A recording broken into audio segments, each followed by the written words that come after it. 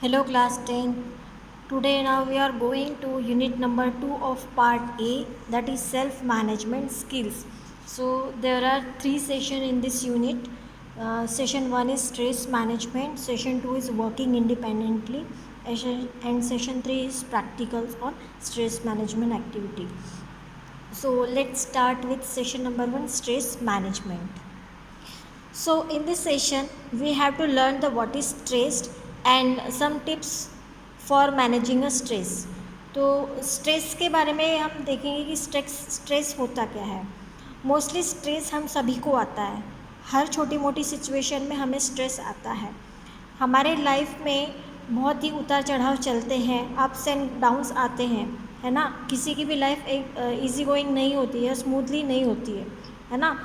और सभी दिन हमारे एक जैसे नहीं होते हैं. कभी कुछ अच्छा, कभी कुछ बुरा हमारे साथ होता ही होता है. हमारे लाइफ में चैलेंजेस भी आते हैं, है ना. कुछ हमारे एक्सपेक्टेशंस होते हैं, कुछ डिमांड्स होते हैं. इनको फुलफ़िल करते करते हमें स्ट्रेस आता है या हम स्ट्रेस से गुज़रते हैं, है ना.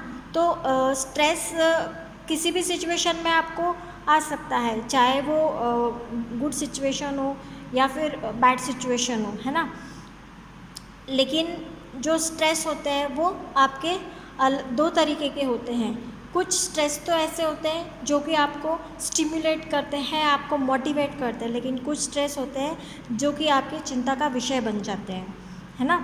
So we all undergoes in our lives through ups and downs. Not all days are same and we all have to face challenges. हम सभी को चैलेंजेस फेस करने होते हैं.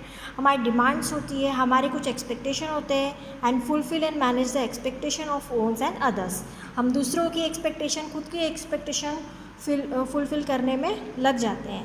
We all have different ways and styles to cope with encounter such challenging situation of our lives.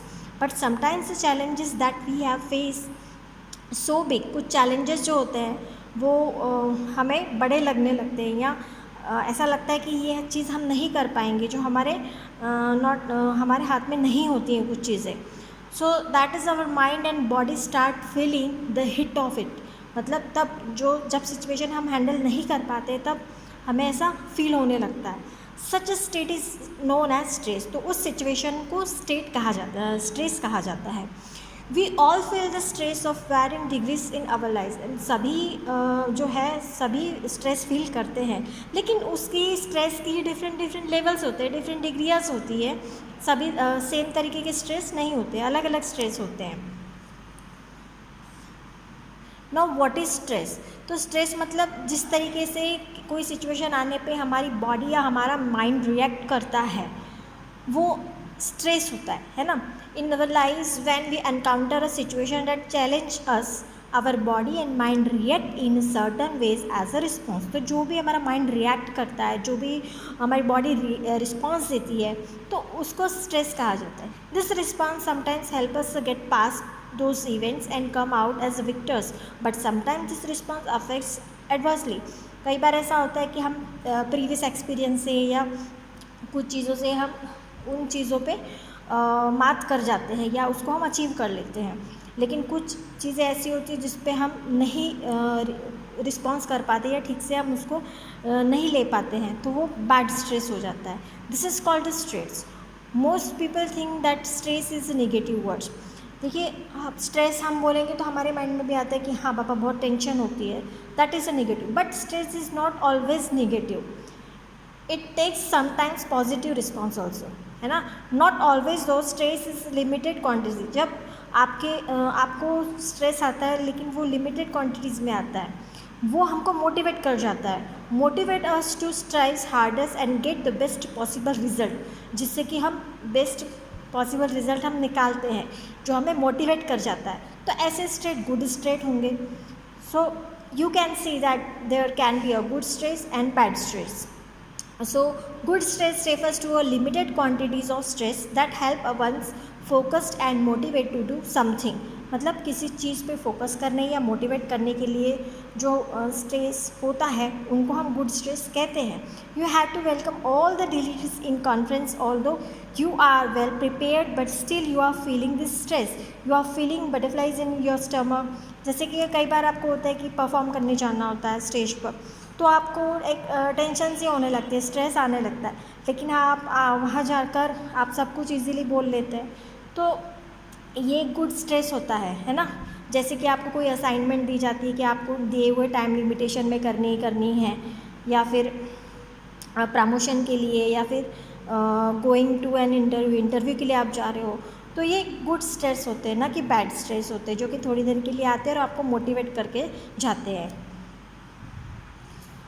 अब bad stress की बात करें तो बैड स्ट्रेस मतलब जो लंबे समय तक रहने वाला हो, और हम ऑलवेज़ हम वरी करें, हम चिंता करें, हम हमेशा उससे बाहर ही ना आए, तो ये एक चिंता का विषय बन जाता है और ये बैड स्ट्रेस कहलाते हैं। इन बैड स्ट्रेस की वजह से हमारे बॉडी में दूसरी भी बीमारियां होने लगती है अलग अलग तरीके की, जैसे कि हमको रात में नींद नहीं आती है, हमारा इम्यूनिटी सिस्टम डाउन हो जाता है, किसी को हार्ट प्रॉब्लम हो जाती है, या फिर कंसंट्रेट हम नहीं कर पाते हैं, इरिटेशन होने लगती है, चिड़चिड़ाहट हम महसूस करते हैं, किसी का वज़न अचानक बढ़ने लगता है, घटने लगता है, कई बार चीज़ों को हम भूलने लगते हैं, या हमें डिप्रेशन सा आ जाता है, तो ये बैड स्ट्रेस होते हैं। इसको डिस्ट्रेस या क्रोनिक स्ट्रेस भी कहा जाता है। तो इस वर्ड से कंफ्यूज मत होइए, डिस्ट्रेस मतलब ये बैड स्ट्रेस ही होते हैं और इसी को क्रोनिक स्ट्रेस भी कहा जाता है। तो इसकी वजह से कई सारे हमारे साइड इफ़ेक्ट भी होने लगते हैं, जिससे कि हम कंटिन्यूसली अगर हम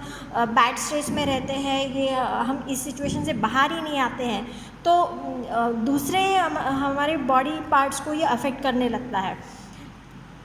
उसके बाद हम देखेंगे नीड्स फॉर स्ट्रेस मैनेजमेंट। तो स्ट्रेस मैनेजमेंट की क्या नीड्स है, क्यों ज़रूरी है, कि अगर हम इसको मैनेज नहीं करेंगे, इस बैड स्ट्रेस को अगर हम मैनेज नहीं करेंगे, तो आपको भी पता है कि बहुत सारी एक चिंता का विषय बन जाता है, जिससे कि आपको दूसरी बीमारियां बॉडी में आपके अटैक करने लगती है, जैसे डिप्रेशन आने लगता है, इम्यूनिटी सिस्टम आपका डाउन हो जाता है, बॉडी ठीक से मतलब आपकी हेल्थ पे है वो मेंटेन नहीं रहती है, आपका मूड भी ऑलवेज़ डाउन रहता है, मूड फ्रेश नहीं रहता है आपका, इम्यूनिटी आपकी डाउन होने लगती है, प्रोडक्टिविटी आपकी नहीं दे पाते आपका शरीर। तो इस तरीके से हमको स्ट्रेस को जो है वो मैनेज करना ज़रूरी बन जाता है किसी सिचुएशन में, है ना। When stress bad stress becomes overwhelming, one must do something and take appropriate action to control it, over otherwise it will start taking a toll on one's body। तो ये इससे बहुत ही बुरे प्रभाव हमारे शरीर पर पड़ सकते हैं। Unmanaged stress many affect the immune system, digestive system, हमारे पाचन तंत्र को अफेक्ट करेगा, एक्सक्रीटरी सिस्टम्स को हमारे बॉडी के, है ना।